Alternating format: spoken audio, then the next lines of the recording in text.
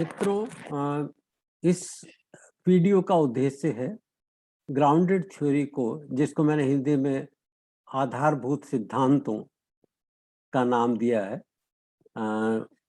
उसको हिंदी भाषा में सुगमता के साथ रख सकूं। मैंने पिछली बार जो ग्राउंडेड थ्योरी पर वीडियो बनाया था उसमें अंग्रेजी का प्रयोग किया था और मुझे एक ऐसी टिप्पणी मिली कि अगर इसको हिंदी में भी बनाया जा सके तो हमारे उत्तर भारत के विद्यार्थियों और यंग फैकल्टी मेंबर्स को काफ़ी लाभ मिल सकता है। तो इस वीडियो में मैंने हिंदी भाषा का प्रयोग किया है, बहुत ही कम स्थानों पर अंग्रेजी शब्दों का प्रयोग किया है और इसमें मैं एक तुलनात्मक माध्यम से, क्योंकि शोध की अनेक प्रकार की रूपरेखाएं हैं, अनेक प्रकार के डिजाइन्स हैं, उनमें ग्राउंडेड थ्योरी या आधारभूत सिद्धांत कहाँ पर स्टैंड करते हैं, उनका क्या स्थान है, एक तो मैं ये बताना चाहता हूँ। और दूसरे, ग्राउंडेड थ्योरी के जो प्रमुख तत्व हैं, इसकी शुरुआत कैसे हुई और अगर हम ग्राउंडेड थ्योरी का प्रयोग कर रहे हैं तो किन बिंदुओं, किन तथ्यों पर विशेष रूप से ध्यान देंगे। यहाँ मैं पहले ये स्पष्ट कर देना चाहता हूँ कि ग्राउंडेड थ्योरी की आत्मा इस बात में है कि जो तथ्य हैं, जो आंकड़े हैं और जो हमारे कॉन्सेप्ट्स या अवधारणाएं या संकल्पनाएं हैं, उनमें आपस में एक संबंध है और संबंध होना चाहिए, संबंध है और संबंध होना चाहिए। तो हमारी जो सिद्धांत हैं वो हमारे आंकड़ों से ही निकलने चाहिए। तो इसका मतलब ये हुआ कि हम बिना सिद्धांतों को दिमाग में रखे आंकड़े एकत्रित करना, जिस विषय में हम काम करना चाहते हैं उस विषय में आंकड़े एकत्रित करते हैं और उन आंकड़ों से फिर कुछ अवधारणाएं या संकल्पनाएं विकसित करते हैं और उन संकल्पनाओं को आगे बढ़ाने के लिए, ठीक से समझने के लिए और उन पर आंकड़े जुटाने के लिए हम फिर से क्षेत्र में कार्य करते हैं। ये जो आंकड़ों और संकल्पनाओं का सतत संबंध है और एक श्रृंखला है, आंकड़े फिर संकल्पना और उस संकल्पना को ठीक से समझने के लिए फिर से आंकड़े और फिर नई संकल्पनाएं और फिर से आंकड़े, ये ग्राउंडेड थ्योरी की आत्मा है। इसको समझने के लिए आप उपनिषद के एक मंत्र पर भी ध्यान दे सकते हैं, जिसके अनुसार जब ये पूछा गया कि प्राण कहाँ हैं और शरीर के साथ उनका संबंध क्या है, तो उपनिषद कहता है कि प्राणों से शरीर प्रतिष्ठित है। अब यदि प्राणों से शरीर प्रतिष्ठित है तो प्राण कहाँ हैं? तो अगले मंत्र में कहा गया कि शरीर में प्राण प्रतिष्ठित हैं। तो जिस तरह से ये प्राणों और शरीर का पारस्परिक संबंध है, ग्राउंडेड थ्योरी के अनुसार आंकड़ों और संकल्पनाओं का ऐसा ही सीधा सीधा संबंध है।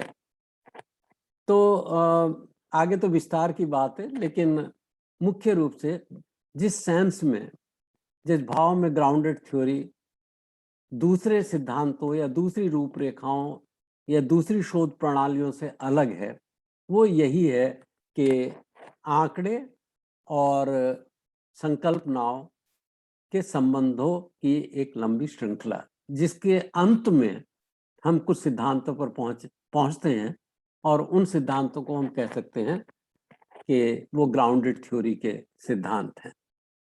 इस बात को समझाने के लिए मैंने एक प्रेजेंटेशन डेवलप किया है जो मैं आपके साथ शेयर कर रहा हूँ। मुझे आशा है कि ये आपके लिए काफ़ी उपयोगी होगा। तो आज के प्रस्तुतिकरण का शीर्षक है research designs and grounded theory, समाज विज्ञान में शोध कार्य की रूपरेखा और धरातल पर आधारित सिद्धांत। ग्राउंडेड थ्योरी को मैंने हिंदी में धरातल पर आधारित सिद्धांत कहा है और रूपरेखाओं के बारे में अभी आपसे बात करते हैं। तो मित्रों, शोध कार्य की रूपरेखा के जो 4 सामान्य प्रकार हैं वो आप जानते हैं। एक तो खोजपूर्ण या अन्वेषणात्मक प्रकार, जिसको अंग्रेजी में एक्सप्लोरेटरी डिजाइन कहते हैं, और जिसके लिए प्रायः क्वालिटेटिव रिसर्च या गुणात्मक पद्धति का प्रयोग किया जाता है। दूसरा है वर्णनात्मक, डेस्क्रिप्टिव डिजाइन में प्रायः हम एक सर्वेक्षण का सहारा लेते हैं। फिर है नैदानिक अथवा वैज्ञानिक, साइंटिफिक डिजाइन। साइंटिफिक डिजाइन या डायग्नोस्टिक डिजाइन, डायग्नोस्टिक या साइंटिफिक डिजाइन हम उस डिजाइन को कहते हैं जो क्वांटिटेटिव मेथड्स को यूज करता है और मुख्यतः प्रयोगात्मक पद्धति पर निर्भर करता है। और है ऑपरेशंस रिसर्च या अनुयोजन शोध। अनुयोजन शोध प्रयोगात्मक पद्धति को भी अपनाते हैं और अनुदैर्ध्य यानी कि लॉन्गिट्यूडनल पद्धति को भी अपनाते हैं। और ये अंत में धरातल पर आधारित सिद्धांत, जिसके बारे में मैं आज चर्चा कर रहा हूँ। इसमें आधारभूत सिद्धांतों की मिश्रित पद्धति का सहारा लिया जा सकता है और सब प्रकार के मात्रात्मक, गुणात्मक, सभी प्रकार के आंकड़ों को सम्मिलित किया जा सकता है। तो खोजपूर्ण गुणात्मक पद्धति, जब हमको कुछ ज़्यादा विषय विशेष के बारे में कुछ मालूम नहीं होता तो हम खोजपूर्ण पद्धति का सहारा लेते हैं, और ये पद्धति मुख्य रूप से गुणात्मक या क्वालिटेटिव होती है। शुरू के दिनों में जब मैंने आईआईटी में अपना टीचिंग कैरियर शुरू किया तो मैंने देखा कि मुस्लिम फर्टिलिटी पे स्टैटिस्टिकल एनालिसिस या क्वांटिटेटिव एनालिसिस तो है, जिसमें कि हिंदू फर्टिलिटी और मुस्लिम फर्टिलिटी की तुलनात्मक स्टडी की गई है, या स्टैटिस्टिकल मेथड्स का सहारा लेकर ये जानने की कोशिश की गई है कि हिंदू और मुस्लिम फर्टिलिटी में डिफरेंसेस, भेद क्यों है। लेकिन मैंने क्वालिटेटिव स्टडी की, मैं मुस्लिम दृष्टिकोण को समझना चाहता था, न कि स्टैटिस्टिकल रिलेशनशिप को। और बाद में ये स्टडी जो हमारा आईएएसपी का प्रमुख पत्र है, मुखपत्र है, डेमोग्राफी इंडिया, उसमें प्रकाशित भी हुई थी। इसी तरह से ग्राम पंचायतों के चयनित प्रतिनिधियों और सचिवों के प्रशिक्षण की आवश्यकताओं, ट्रेनिंग नीड्स असेसमेंट जब हमने शुरू किया तो इसके बारे में ज़्यादा कुछ मालूम नहीं था, और एक्सप्लोरेटरी या खोजपूर्ण या क्वालिटेटिव रिसर्च के माध्यम से इसका अध्ययन किया गया। दूसरे वर्णनात्मक या मात्रात्मक। वर्णनात्मक या मात्रात्मक रीति में और प्रविधि में हम प्रायः सर्वेक्षण का सहारा लेते हैं, और इसका उदाहरण है अभी 2015-16 का national mental health survey of India, जो कुछ राज्यों में किया गया, और इसके माध्यम से इंडिया में कितने प्रतिशत लोगों को किस किस प्रकार की मानसिक बीमारियां हैं, कुल बीमारियां कितनी हैं, और अलग अलग करके अलग अलग मानसिक बीमारियां, या चिंता है, अवसाद है, या नशा है, इन सबको समझने की कोशिश की गई। मित्रों, साइंटिफिक डिजाइन या क्वांटिटेटिव मेथोडोलॉजी इस्तेमाल करते हुए जो समाज विज्ञान में बहुत कम अध्ययन है। आजकल इकोनॉमिक्स में बिहेवियरल इकोनॉमिक्स के नाम से एक नया डिसिप्लिन पैदा हो रहा है, जिसमें कि ये साइंटिफिक डिजाइन इस्तेमाल करते हैं। अन्यथा पहले सब इकोनोमेट्रिक्स पर ही आधारित इकोनॉमिक्स रिसर्च थी। अभी बिहेवियरल इकोनॉमिक्स में हम साइंटिफिक डिजाइन का जब सहारा लेते हैं तो एक कंट्रोल ग्रुप होता है, एक एक्सपेरिमेंटल ग्रुप होता है। हिंदी में हम इसको कह सकते हैं कि प्रयोगात्मक पद्धति। प्रयोगात्मक पद्धति में 2 ग्रुप्स लिए जाते हैं, कंट्रोल और एक्सपेरिमेंटल। कंट्रोल केवल तुलना के लिए, और एक्सपेरिमेंटल जिसमें कि हम उस हस्तक्षेप को करते हैं जिसके परिणाम हम देखना चाहते हैं। और फिर प्रारंभ में दोनों कंट्रोल और एक्सपेरिमेंटल ग्रुप्स में हम ऑब्जर्वेशंस लेते हैं और फिर अपना हस्तक्षेप करके दोबारा फिर कंट्रोल और एक्सपेरिमेंट के रिजल्ट्स कंपेयर करते हैं। अगर उनके जो पहले से भेद थे उन भेदों में कुछ परिवर्तन हुआ हो तो हम कह सकते हैं कि हस्तक्षेप महत्वपूर्ण है, इंटरवेंशन महत्वपूर्ण है। और कई बार सर्वे के आधार पे भी हम डायग्नोस्टिक डिजाइन इस्तेमाल करते हैं, जिसमें कि स्टैटिस्टिकल टेक्निक जैसे रिग्रेशन एनालिसिस और दूसरे एडवांस स्टैटिस्टिकल टेक्निक्स का सहारा लेके कुछ वेरिएबल्स जो कि हमारे डिपेंडेंट वेरिएबल को प्रभावित कर सकते हैं उन पर होने वाले प्रभाव को हटाकर फिर देखने की कोशिश करते हैं कि जो हमारा इंडिपेंडेंट वेरिएबल है वो किस हद तक डिपेंडेंट वेरिएबल को प्रभावित करता है। और ये सोशल साइंसेज में तो उतना नहीं है, लेकिन मेडिकल साइंसेज और एग्रीकल्चर में रिसर्च का एक प्रमुख तरीका है। इसके अलावा ऑपरेशन रिसर्च इसमें प्रयोगात्मक विधि का सहारा लेते हैं और कभी-कभी अनुदैर्ध्य पद्धति का भी सहारा लेते हैं, एक्सपेरिमेंटल एंड लॉन्गिट्यूडनल मेथड्स।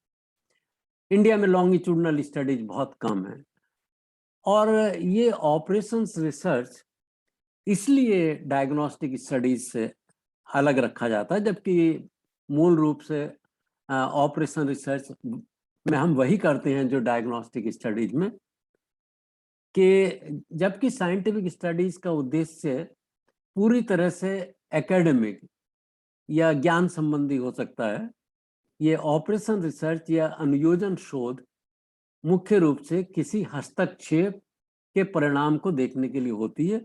और जो इंडस्ट्रियल मैनेजर्स हैं जैसे मार्केट रिसर्च है और जैसे गवर्नमेंट डिपार्टमेंट्स हैं जो अपनी स्कीम्स और अपने प्रोग्राम्स का मूल्यांकन करना चाहते हैं और कार्यक्रमों के बीच में संशोधन के लिए कुछ फीडबैक चाहते हैं, ग्राउंड रियलिटी से समझना चाहते हैं कि बोटलनेक्स किस तरह की बाधाएं हैं, किनको दूर किया जाए और कैसे इन प्रोग्राम को अच्छी तरह से चलाया जा सकता है। तो उसके लिए प्रयोग में लाई जाने वाली पद्धति ऑपरेशंस रिसर्च कहलाती है। ऑपरेशन रिसर्च माने जिसका हम किसी कार्यक्रम में प्रयोग करते हैं, और कार्यक्रम में जैसे अगर हम सोचते हैं कि हम के टीवी, न्यूज़पेपर्स, मीडिया में एडवर्टाइजमेंट को बढ़ा के किसी विषय विशेष जैसे HIV के ज्ञान में वृद्धि कर सकते हैं, तो ये जो है वो ऑपरेशन रिसर्च का पार्ट है, क्योंकि सरकार ये जानना चाहती है कि HIV की जागरूकता बढ़ाने के लिए हमें क्या करना चाहिए और मीडिया पर हमारी निर्भरता कितनी उपयोगी सिद्ध हो सकती है। उसमें मीडिया के लिए भी अलग अलग किस्म के एडवर्टीजमेंट्स बनाए जा सकते हैं, अलग अलग किस्म के प्रोग्राम बना सकते हैं। तो उन प्रोग्राम्स में कौन सा प्रोग्राम अधिक उपयोगी है, इसका हम ऑपरेशन रिसर्च या साइंटिफिक डिजाइन का प्रयोग करके या लॉन्गिट्यूडनल स्टडी का प्रयोग करके कुछ इन चीज़ों को समझ सकते हैं। इसका उदाहरण लॉन्गिट्यूडनल स्टडी का उदाहरण है अभी longitudinal ageing study in India, जो IIPS मुंबई द्वारा प्रारंभ की गई है। अभी पहले फेज का अध्ययन हुआ है और हर 3 साल पे 45 से ऊपर के लोगों को समय के साथ उनका अध्ययन किया जाएगा कि उनमें उनकी सामाजिक, आर्थिक, जननांकीय, आवास संबंधी और कार्य संबंधी और स्वास्थ्य, फिजिकल हेल्थ और मेंटल हेल्थ, भौतिक स्वास्थ्य, मानसिक स्वास्थ्य, उसके तत्वों में किस प्रकार के परिवर्तन आ रहे हैं। अब मैं चौथे डिजाइन पर आता हूँ, जिसको ग्राउंडेड थ्योरी कहते हैं। इसका जन्म कैसे हुआ, इसके मूल बिंदु क्या हैं और आप कैसे इसको अपने कार्य में प्रयोग में ला सकते हैं। तो ग्राउंडेड थ्योरी को मैंने जहाँ तक ध्यान है अपने कुछ पुराने लेक्चर्स में जो मैंने यूनिवर्सिटीज और कॉलेजेस में दिए भूमिष्ठ सिद्धांत कहा, लेकिन मुझे लगता है कि ये आधारभूत सिद्धांतों की मिश्रित पद्धति, ऐसा कहना ग्राउंडेड थ्योरी के साथ अधिक न्याय करना है। तो मित्रों, इसके प्रमुख बिंदु इस प्रकार से हैं। ये ग्राउंडेड थ्योरी का जो सिद्धांत है, इसका जन्म हुआ था ग्लेसर और स्ट्रॉस के द्वारा। मैंने उसका रेफरेंस भी दिया है आगे चल के, और आप उसके मूल पाठ को देख सकते हैं और चीज़ों को और अच्छी तरह समझ सकते हैं। उन ग्लेसर और स्ट्रॉस के अनुसार ग्राउंडेड थ्योरी में हम किसी भी सिद्धांत का परीक्षण नहीं करते, जैसा कि साइंटिफिक स्टडी में करते हैं। साइंटिफिक स्टडी में एक प्रकल्पना होती है, फिर उस प्रकल्पना को सिद्ध करने के लिए या उसको रिजेक्ट करने के लिए, उसको स्वीकार करने या उसको नकार करने के लिए हम आंकड़े एकत्रित करते हैं कुछ विशेष विधियों का सहारा लेकर, और अंत में हम उस सिद्धांत के बारे में एक वक्तव्य, एक जो हो सकता है एक नया वक्तव्य हो, वो रखते हैं कि ये सिद्धांत सही है या नहीं, सिद्धांत का परीक्षण। लेकिन ग्लेसर एंड स्ट्रॉस जिस ग्राउंडेड थ्योरी की बात कर रहे हैं, उसमें सिद्धांतों की उत्पत्ति की जाती है। हम थ्योरीज को जनरेट करते हैं, थ्योरीज का टेस्ट नहीं करते, उनका परीक्षण नहीं करते, बल्कि सिद्धांतों की उत्पत्ति करते हैं कि हमने अपने अध्ययन के आधार पे जो पाया उसके अनुसार ये सिद्धांत इस विषय विशेष में अधिक रिलेवेंट है या एप्रोप्रिएट है, उचित है।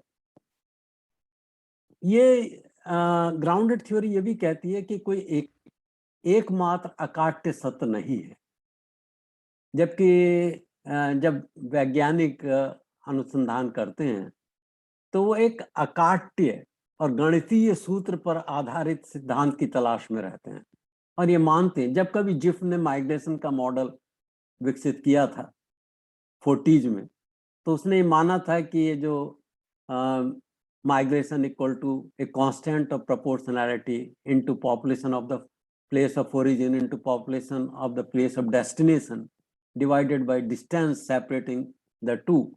तो ये एक ऐसा सिद्धांत हमको मिल गया जो सारी दुनिया में और हमेशा हमेशा के लिए माइग्रेशन की व्याख्या करता रहेगा। इस विश्वास के विरुद्ध ये मानना कि कोई एक अकाट्य सत्य नहीं है, बल्कि सारे सत्य सापेक्षिक हैं। तो ये सापेक्षिकता की जो एपिस्टेमोलॉजी या ज्ञान मीमांसा है, या जो मेथोडोलॉजी है, जो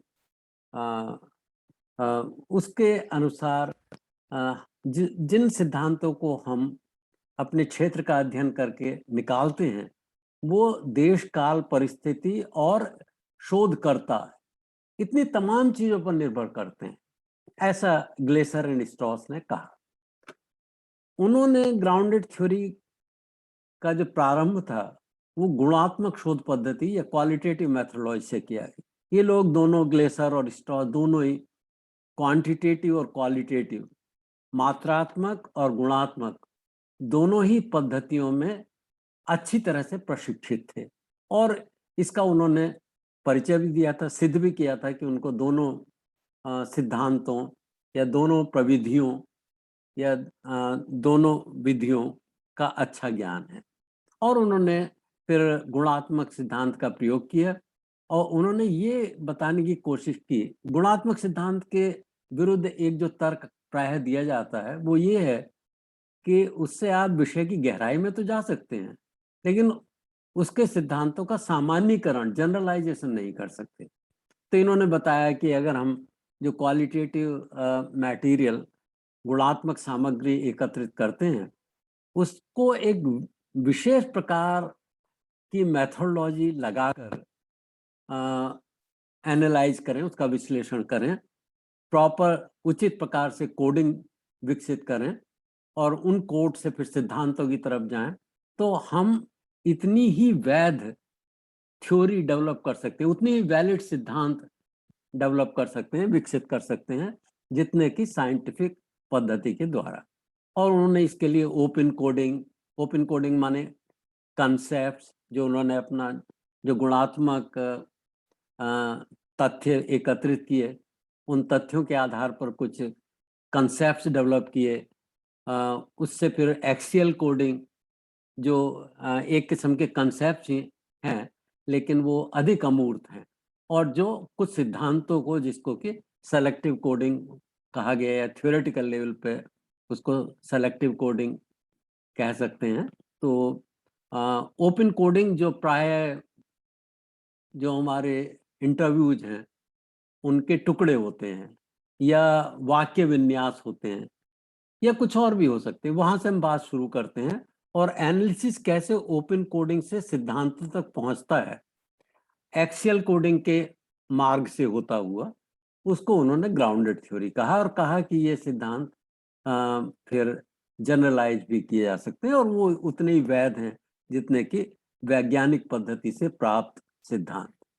मैं आपको ग्लेसर और होल्टन का एक ओरिजिनल पैराग्राफ सुनाना पसंद करूंगा। और इसके अनुसार grounded theory stands alone as a conceptual theory generating methodology. ये grounded theory methodology एक नई methodology को जन्म दे रही है। और जहां तक आंकड़ों की बात है, इसमें सभी प्रकार के आंकड़ों का प्रयोग किया जा सकता है, लेकिन जो फेवरेट डेटा है, जो अधिक आकर्षक डेटा है, वो क्वालिटेटिव, गुणात्मक है।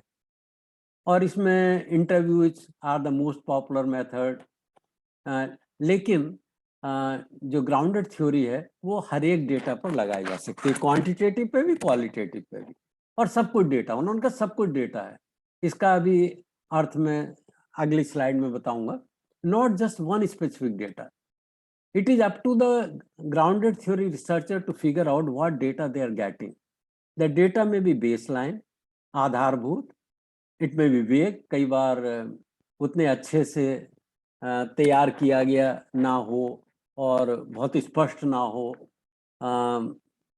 फजी, इंटरप्रेटेड, या उसका इंटरप्रिटेशन हुआ हो, और प्रॉपर लाइन, या वो सही दिशा में जा रहा हो। The data is not to be discounted as subjective. कोई भी डेटा, चाहे वो किसी के इंटरव्यूज हो, चाहे वो सेंसस या sample survey, national sample survey, sample registration scheme के सर्वेज, या कोई भी डेटा हो, तो उन या किसी रिसर्चर का कोई गुणात्मक पद्धति पर आधारित कोई शोध आलेख हो, और उसमें अपने ऑब्जर्वेशंस, अपने निरीक्षण उसने समाहित किए हैं, वो सारा डेटा है, सब कुछ डेटा है। लोगों की व्यक्तिगत मान्यताएं जो उनके इंटरव्यूज में निकल के आते हैं, और हार्ड फैक्ट जो हमको सेंसर, सैम्पलिंग, इन सब चीज़ों से मिलता है, सब कुछ डेटा है। हम जो देखते हैं वो भी डेटा है, जो अखबारों में पढ़ते हैं वो भी डेटा है, जो हम लोगों से बात करते हैं वो भी डेटा है। और किसी को भी हम सब्जेक्टिव या व्यक्तिवादी कह के नकार नहीं सकते, सब कुछ डेटा है। There is always a perception of a perception, और हम कैसा सोचते हैं इसके बारे में एक सोच विकसित की जा सकती है। ये बहुत ही गहरी बात उन्होंने कही कि चाहे वो आम व्यक्ति हो और चाहे शोधार्थी हो, शोधकर्ता हो, वो चीजों के बारे में क्या सोचते हैं, इस विषय में भी एक सोच विकसित की जानी चाहिए। आखिरकार हमारे जो भी दृष्टिकोण हैं वो सब मानवीय दृष्टिकोण ही तो हैं, और grounded theory procedure sharpen the generated concept systematically. Grounded theory का जो मुख्य विषय है वो ये कि सिस्टमैटिक ढंग से, एक वैज्ञानिक ढंग से, एक तार्किक प्रकार से, विवेकपूर्ण विधियों का सहारा लेके हम उन उन प्रोसीजर्स, उन विधियों, औपचारिकताओं, उन मान्यताओं को बेहतर बनाना चाहते हैं, जिससे कि हमारी संकल्पनाओं या हमारे सिद्धांतों का जन्म हुआ है। मित्रों, धरातल पर आधारित सिद्धांत के प्रमुख बिंदु इस प्रकार हैं। एक तो लोगों की आवाजों, दृष्टिकोणों के प्रति न्याय। जो हमारे सिद्धांत हों वो लोगों की आवाज को ठीक ठीक से समझा सकें। लोग भागीदार हैं, मात्र उत्तरदाता या विषय नहीं है। ये रिसर्चर को ये समझना चाहिए। जबकि जो हमारी क्वालिटेटिव रिसर्च है, गुणात्मक या क्वांटिटेटिव, मात्रात्मक, दोनों में हम एक शब्द प्रयोग करते हैं, रेस्पोंडेंट्स या सब्जेक्ट्स। रेस्पोंडेंट्स वो हैं जिनसे हम आंकड़े एकत्रित करते हैं और उनके आधार पर कोई सिद्धांत बनाते हैं। ग्राउंडेड थ्योरी में हम उनको भागीदार की तरह से शामिल करते हैं। भागीदार शब्द का अर्थ हुआ कि हमारे शोध का क्या परिणाम निकलेगा या निकल रहा है, उसमें हम तो हैं ही, और वैज्ञानिक प्रणालियां और प्रविधियां और विधियां तो हैं ही। जो लोग जिनसे आंकड़े एकत्रित किए गए हैं वो भी बराबर के भागीदार हैं, यानी कि हमारे परिणाम उन पर निर्भर करते हैं। इसके अलावा कैथी चारमार्ज ने यह भी कहा कि जिन सिद्धांतों की हम तलाश कर रहे हैं वो सिद्धांतकारों, एकेडमिशियंस, यूनिवर्सिटी प्रोफेसर्स, रिसर्चर्स के लिए तो उपयोगी हो ही हो, लेकिन जो एक्टर्स हैं, समाज में जो एक्टर्स हैं, जो इंटरवेंशनिस्ट हैं, जो सिविल सोसाइटी ऑर्गेनाइजेशंस हैं, जो किसी विशेष में कार्यरत हैं क्षेत्र में, उनके लिए भी उपयोगी हों। और आंकड़ों और विश्लेषण की लगातार परस्पर क्रिया से इनको विकसित किया जाए। यानी कि सरल भाषा में हम कहें तो जो शोध करता है वो अपने आंकड़ों से बात करता है। शोधकर्ता पहले से ही किसी बड़े सिद्धांत, किसी मैक्रो माइक्रो किसी थ्योरी को लेके नहीं चलता कि मार्क्सवाद के सिद्धांत के अनुसार या फंक्शनलिज्म के अनुसार, बल्कि वो आंकड़ों से बात करता है और ये आंकड़े शोधकर्ता से बात करते हैं। यानी कि वो आंकड़े शोधकर्ता को बताते हैं कि किन संकल्पनाओं के आधार पर उनको स्पष्ट किया जा सकता है। तो वो कौन सी संकल्पनाएं हैं जिनसे कि आंकड़ों को स्पष्ट किया जा सकता है, वो आंकड़ों से ही निकलती हैं। ये ग्राउंडेड थ्योरी का चरमाज के हिसाब से एक प्रमुख बिंदु है। तो इसके भीतर क्या है? एक तो स्थिर तुलना, कांस्टेंट कंपैरिजन। स्थिर तुलना का मतलब ये कि एक आंकड़े की दूसरे से तुलना करना और कुछ निष्कर्ष निकालना, कुछ संकल्पनाएं बनाना, संकल्पनाओं की आंकड़ों से तुलना करना। तो तुलनात्मक ग्राउंडेड थ्योरी की आत्मा तुलनात्मक विश्लेषण है, जिसमें हम भांति भांति की तुलनाएं करते हैं। ये कंपैरेटिव मेथड नहीं है इमाइल डुर्कहाइम का। इमाइल डुर्कहाइम के कंपैरेटिव मेथड में एक वर्ग के सुइसाइड रेट को दूसरे वर्ग के सुइसाइड रेट से कंपेयर करते हैं और एक सिद्धांत तक पहुंचते हैं कि एनोमिक सुसाइड है या इगोइस्टिक सुइसाइड है, फेटलिस्टिक सुइसाइड है, क्या है। यहाँ हम तुलनाएं करते हैं संकल्पना की आंकड़ों से, एक प्रकार के आंकड़ों की दूसरे प्रकार के आंकड़ों से, एक वर्ग के लोगों की दूसरे वर्ग के लोगों से, और ये निरंतर चलती रहती है। तथ्यों का सचमुच उसमें एक स्थान है। तथ्य से ही संकल्प निकलते हैं और संकल्पों से ही तथ्य उत्पन्न किए जाते हैं। किस तरह के तथ्य हम उत्पन्न करना चाहते हैं, ये हमारी संकल्पनाओं से ही निकलता है। तो हमारे जो रिसर्च के क्वेश्चंस हैं, अक्सर ये बात पूछी जाती है कि तुम्हारे रिसर्च क्वेश्चंस क्या हैं, ऑब्जेक्टिव्स क्या है, प्रॉब्लम क्या है, रिसर्च क्वेश्चंस क्या है। तो हमारे जो रिसर्च क्वेश्चंस होंगे ग्राउंडेड थ्योरी में, वो पूर्व निर्धारित नहीं होंगे, वो हमारी संकल्पनाओं से ही निकलेंगे, और संकल्पनाएं आंकड़ों से निकल के आएंगी, तथ्यों से निकल के आएंगी। और संकल्पना का विकास और उसके तथ्यों से संबंध संकल्पना का विकास होता रहता है और उसके तथ्यों से संबंध अधिक स्पष्ट होते जाते हैं और नए नए प्रकार के तथ्य हमारे सामने आते रहते हैं, क्योंकि हम ऐसा प्रयास करते हैं। संकल्पना और श्रेणियों का सैद्धांतिक विकास होता है। जैसे उदाहरण के तौर पे हमारी एक संकल्पना है, belief about scientific medicine as a concept.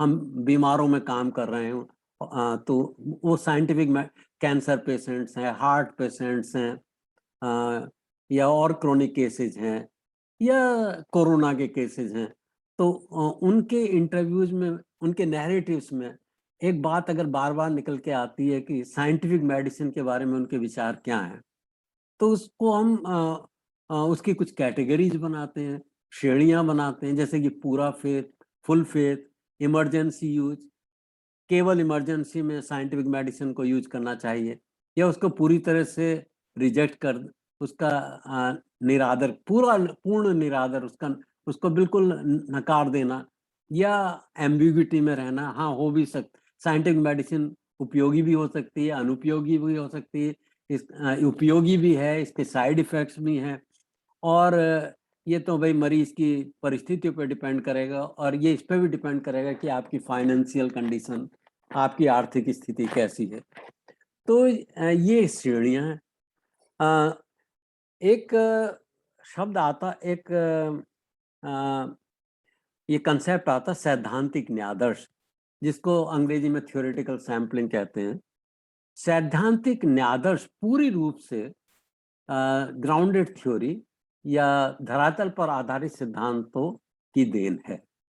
इसका, जबकि हम क्वालिटेटिव रिसर्च में या क्वांटिटेटिव रिसर्च में पहले से निर्धारित करते हैं कि हम किस तरह की सैम्पलिंग टेक्निक प्रयोग में लाने वाले हैं, ये रैंडम सैम्पलिंग होगी या पर्पजिव सैम्पलिंग होगी, सोद्देश्य न्यादर्श होगा या प्रायिकता पर आधारित न्यादर्श होगा, सिंपल रैंडम सैंपल होगा, स्ट्रैटिफाइड, उसका स्तरीकरण के, फिर स्तरीकरण करके जनसंख्या का, उसमें फिर अलग अलग वर्गों में हम सिंपल रैंडम सैम्पलिंग करेंगे। ये क्या करेंगे, ये हम पहले से तय करके रखते हैं। कितना बड़ा सैंपल होगा ये भी पहले से, न्यादर्श का आकार क्या होगा ये भी पहले से तय करते हैं। लेकिन ग्राउंडेड थ्योरी में सैद्धांतिक न्यादर्श को इस्तेमाल करते हैं, क्योंकि सैद्धांतिक न्यादर्श हमें आंकड़ों और संकल्पनाओं के बीच के संबंध को दिखाता है। हमने कुछ आंकड़े एकत्रित किए, उनको हम आंशिक आंकड़े कह सकते हैं, आंशिक तथ्य कह सकते हैं, और उन तथ्यों से कुछ संकल्पना उत्पन्न हुई। उस संकल्पना को समझने और उसको, उसका सत्यापन करने के लिए हमें जिस तरह के आंकड़ों की आवश्यकता होगी, तो वो आंकड़े एकत्रित करेंगे। हो सकता है कि उन संकल्पनाओं में कुछ और योगदान हो जाए, कोई नई संकल्पनाएं बने, और हमें फिर कोई नए किस्म के आंकड़ों की आवश्यकता पड़े, ताकि नई संकल्पनाओं को परीक्षित किया जा सके। इस तरह से जैसे जैसे कार्य आगे बढ़ता है, तो संकल्पना का घनत्व वो और गहरी और डेंस उनका घनत्व बढ़ता चला जाता है। आंकड़े भी आगे बढ़ते हैं, संकल्पना भी आगे बढ़ती है। और हम किन लोगों से बात करेंगे, क्या अध्ययन करेंगे, ये आंकड़ों के आधार पर बनी संकल्पना ही हमको बताती है।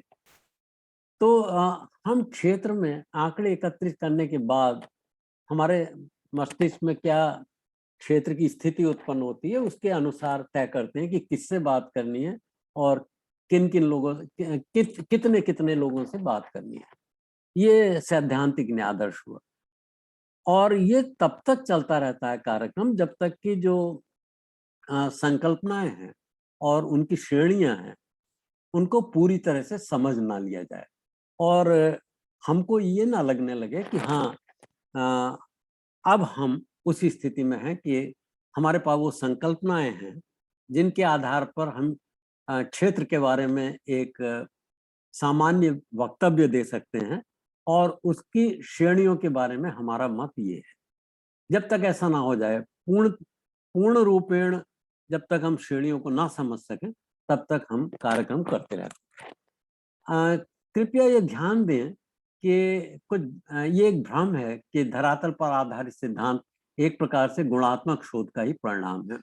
ये ग्लेशियर स्ट्रॉस के लिए सही हो सकता है, लेकिन जो इसमें आगे के विकास हुए हैं, फर्दर डेवलपमेंट, उनके हिसाब से सभी प्रकार के आंकड़े इसमें स्वीकार किए जाते हैं। और कुछ विद्वानों के अनुसार जो ग्राउंडेड थ्योरी है, उसमें प्रारंभ में हमें किसी प्रकार के थ्योरेटिकल सिद्धांत, संकल्पना की आवश्यकता नहीं होती, नहीं होनी चाहिए, बल्कि मान्यता ये नहीं होनी चाहिए। कोई प्रारंभिक सिद्धांत नहीं होना चाहिए, हमें क्षेत्र में जाके आंकड़े एकत्रित करने के बाद ही संकल्पनाएं बनानी चाहिए। लेकिन कुछ विद्वान ऐसे मानते हैं कि नहीं, कुछ लेंसेज जरूरी हैं। तो जैसे आप ये कह सकते हैं कि मैं ग्राउंडेड थ्योरी अप्रोच का प्रयोग कर रहा हूँ, लेकिन मैं चीजों को फैमिलिस्ट दृष्टिकोण से देखना चाहता हूँ, या मैं चीजों को दलित दृष्टिकोण से देखना चाहता हूँ। ऐसे आप शुरुआत कर सकते हैं। और ये जो ग्राउंडेड थ्योरी है वो तथ्यवादी भी हो सकती है, व्यक्तिवादी भी हो सकती है, रचनावादी भी हो सकती है। माने हम ऑब्जेक्टिव मेथोडोलॉजी या ऑब्जेक्टिव सिद्धांतों की तलाश में भी जा सकते हैं, और हमारी रचनावादी मान्यता भी हो सकती है, जिसके अनुसार जो हमारे परिणाम हैं वो विधियों पर, रिसर्चर्स पर और पार्टिसिपेंट्स पे या रेस्पोंडेंट्स पे और तमाम परिस्थितियों पर, और जो शोधकर्ता और भागीदारों के बीच एक संबंध बना है, उस संबंध की प्रकृति पर निर्भर करते हैं। तो तथ्यों और आंकड़ों की अच्छी और गहन समझ चाहिए, और हम इसमें विभिन्न प्रकार के आंकड़ों, गुणात्मक और मात्रात्मक आंकड़ों का सम्मिलित प्रयोग कर सकते हैं, सामूहिक प्रयोग कर सकते हैं। और ये सिद्धांत वस्तुनिष्ठ भी हो सकते हैं, यानी कि ऑब्जेक्टिव, और रचनावादी यानी कि कंस्ट्रक्टिविस्ट। रचनावादी सिद्धांत भी स्वीकार्य हैं, और कंस्ट्रक्टिविस्ट ऑब्जेक्टिविस्ट सिद्धांत भी स्वीकार्य हैं, और कंस्ट्रक्टिविस्ट सिद्धांत भी स्वीकार्य हैं। कुछ बुनियादी अवधारणाएं हैं ग्राउंडेड थ्योरी के बारे में। आपके आंकड़े महज आंकड़ों का एक टुकड़ा है, आपके पास सारे तथ्य नहीं है, और इसलिए आपकी जो समझ है वो एक आंशिक है, एक टुकड़ा है, समझ का टुकड़ा है, उसको आगे विकसित करने की आवश्यकता है। जैसे जैसे हम संकल्पनाओं को विकसित करते हैं और नए नए आंकड़े ढूंढते हैं और नई नई संकल्पनाएं बनाते हैं, तो संकल्पना का घनत्व बढ़ता चला जाता है, वो ज्यादा अमूर्त हो जाते हैं, और उनके आधार पर एक सामान्यीकृत सिद्धांत का जन्म देना संभव हो पाता है। और हमें आंकड़ों में सभी दिशाओं में, आंकड़ों में और सिद्धांतों में सभी दिशाओं में घूमना है, आगे पीछे ऊपर नीचे। कोई लीनियर तरीका नहीं है कि ये आंकड़े एकत्रित हो गए तो आगे इस तरह के ये आंकड़े होंगे। वो आंकड़े हमको बताएंगे कि हमें backward motion, forward motion, upward, downward, और ये भी चरमाज ने कहा कि कोई ग्राउंडेड थ्योरी हमको एक किस्म का कंडीशनल मैट्रिक्स या प्रतिबंधात्मक मैट्रिक्स देती है, और ऐसी समझ को विकसित करती है जो सभी स्तरों पर, स्थानीय समुदाय के स्तर पर भी और वैश्विक स्तर पर भी उपयोगी हो। इसमें हम एक विषय विशेष का सब्सटेंटिव सिद्धांत, यानी कि जिस विषय समाजशास्त्र या अर्थशास्त्र या समाजशास्त्र में भी परिवार या अपराध या किसी और पैट्रियार्की, जिस विषय में भी हम काम कर रहे होते हैं, उसमें तो एक सिद्धांत पैदा होता ही है। वो ग्राउंडेड थ्योरी में वो भी क्षमता है कि एक औपचारिक और अमूर्त सिद्धांत, जिसके फ्रेमवर्क में, जिसके परिप्रेक्ष्य में हम विभिन्न प्रकार के सब्सटेंटिव सिद्धांतों को समझ सकते हैं, वो भी संभव है। जो और डिजाइन्स में नहीं होता, ग्राउंडेड थ्योरी से ये भी आशा की जाती है कि वो अपनी फाइंडिंग्स को वापस जाके अपने भागीदारों, रेस्पोंडेंट्स या एक्टर्स से शेयर करे और उनसे कहे कि आपने उनके बारे में क्या सीखा है, और तभी आपको पूर्णता की प्राप्ति होती है। अब अंत में मैं इस पे भी आपको बात बताना चाहता हूँ कि अक्सर ये सवाल रखा जाता है कि क्या पीएचडी स्टूडेंट्स के लिए धरातल पर आधारित सिद्धांत या ग्राउंडेड थ्योरी उपयोगी है? नहीं भी और हाँ भी। मेरा उत्तर होगा नहीं भी और हाँ भी, क्योंकि सीमित संसाधनों में पीएचडी में आपको एक सीमित समय है कि 4 महीने, 6 महीने या अधिक से अधिक 1 साल में फील्ड वर्क समाप्त करना है। जबकि ग्राउंडेड थ्योरी तो ये कहती है कि आंकड़े, फिर संकल्पना, फिर आंकड़े, फिर संकल्पना, फिर आंकड़े, फिर संकल्पना, और ये श्रृंखला तब तक सतत चलती रहती है जब तक कि आपको वो संकल्पनाएं ना मिल जाएं और वो श्रेणियां ना मिल जाएं कि जिनमें आप पूर्णता प्राप्त कर चुके हैं। तो पीएचडी में हो सकता है ऐसा करना संभव ना हो, तो उस हिसाब से मैं कहूँगा कि पीएचडी के लिए नहीं है। और अगर आप पीएचडी में 1 साल नहीं बल्कि 2 साल, 2.5 साल भी काम कर सकते हैं फील्ड में, तो आप इसको प्रयोग में भी ला सकते हैं, या ग्राउंडेड थ्योरी कैसे लगाई जाती है इसकी समझ को डेवलप करने के लिए आप लगा सकते हैं।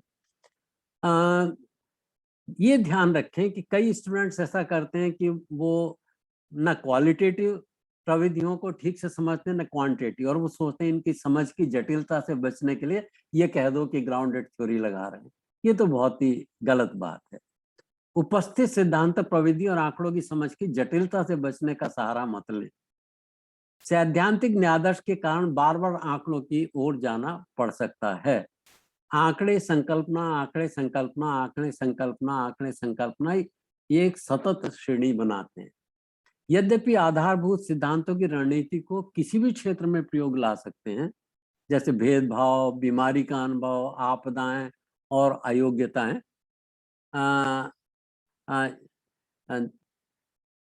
इसका मतलब कोई एक ऐसा विशेष विषय नहीं है समाजशास्त्र या मनोविज्ञान या अर्थशास्त्र का जिसमें ग्राउंडेड थ्योरी विशेष रूप से उपयोगी हो। आप किसी भी क्षेत्र में इसको लगा सकते हैं। लेकिन फिर मैं रिपीट करूंगा कि आप ग्राउंडेड थ्योरी का सहारा बना के क्वांटिटेटिव और क्वालिटेटिव की जटिलताओं से बचने की कोशिश ना करें। उन दोनों में निष्णात होना बहुत ही आवश्यक है। और ग्राउंडेड थ्योरी आपको वो पर्सपेक्टिव देता है, वो दृष्टिकोण, वो परिप्रेक्ष्य देता है कि कैसे आप एक नए सिद्धांत का जन्म कर सकें, जो कि एकेडमिशियंस, रिसर्चर्स, जो सिविल सोसाइटी ऑर्गेनाइजेशंस, गवर्नमेंट और सामुदायिक स्तर और वैश्विक स्तर पर सब स्तरों पर वो उपयोगी हो। ये कुछ रेफरेंसेज हैं और मैं चाहूंगा कि और अच्छी समझ के लिए आप इनको पढ़ें।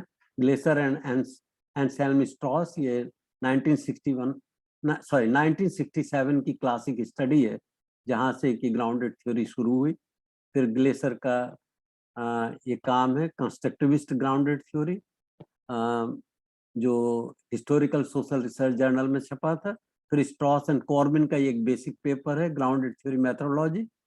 कॉर्बिन का एक पेपर है टेकिंग एन एनालिटिक जर्नी।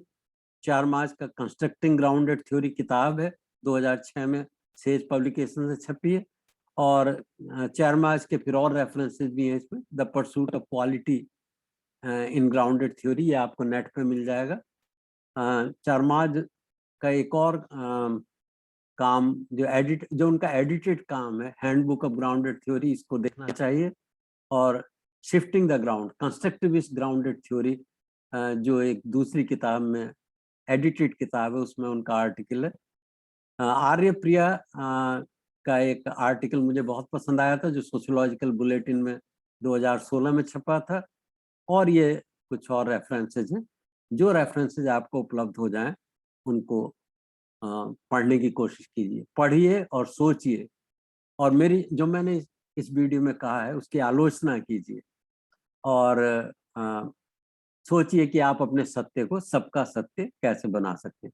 तो संक्षेप में मैं ये कहूँगा कि ग्राउंडेड थ्योरी में 2 बातें हैं, 2 या 3 बातें। पहली बात तो ये कि हम किसी सिद्धांत विशेष का परीक्षण नहीं करते। आप जिस विषय का अध्ययन कर रहे हैं उस विषय में पहले से बहुत सारे सिद्धांत, बहुत सारी विचार उपलब्ध हैं। हम उनमें से किसी का परीक्षण नहीं करते। हम उस नए सिद्धांत की खोज करना चाहते हैं, जो कि ऐसा हो कि वो सैद्धांतिक रूप से भी उपयोगी हो, और जो उस क्षेत्र में काम कर रहे हैं लोग, या जो गवर्नमेंट्स हैं, या एनजीओज हैं, सिविल सोसाइटी ऑर्गेनाइजेशंस हैं, जो मैनेजर्स हैं, वो भी उसको उपयोगी पाएं। और इसका तरीका यही है कि आंकड़ों से प्रारंभ करते हैं। सभी प्रकार के आंकड़े सारे आंकड़े आंशिक हैं।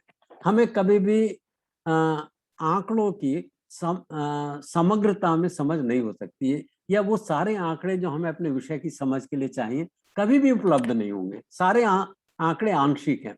उन आंशिक आंकड़ों से हम कुछ संकल्पनाएं बनाते हैं, कुछ विचार बनाते हैं, कुछ दृष्टिकोण बनाते हैं, और फिर उनको ठीक से उनकी गहराई में जाने के लिए नए आंकड़े एकत्रित करते हैं। और इस तरह से हमारा जो है थ्योरेटिकल सैद्धांतिक न्यायादर्श, हमारा जो सैंपल डिजाइन है वो थ्योरेटिकल न्यायादर्श का रूप ले लेता है। सिद्धांत के अनुसार न्यायादर्श का निर्माण, वो कितना बड़ा होगा और किन किन क्षेत्रों में होगा, किन किन वर्गों से, किस किस प्रकार के लोगों से आंकड़े एकत्रित किए जाएंगे, वो सब। और जो रिसर्चर्स हैं वो उसमें हमारे परिणामों में बराबर के भागीदार हैं। रिसर्चर खुद भी भागीदार है। उसकी पृष्ठभूमि क्या है, उसकी मान्यताएं क्या हैं, उसके राजनीतिक विचार क्या हैं, उसके सामाजिक विचार क्या हैं, ये भी उसके शोध परिणामों को प्रभावित करते हैं।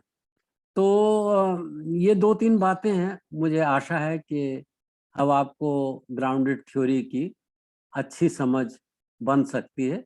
और जो मैंने संदर्भ दिए हैं, इस संदर्भ सूची को अवश्य पढ़ें और अपने विचार खुद बनाएं।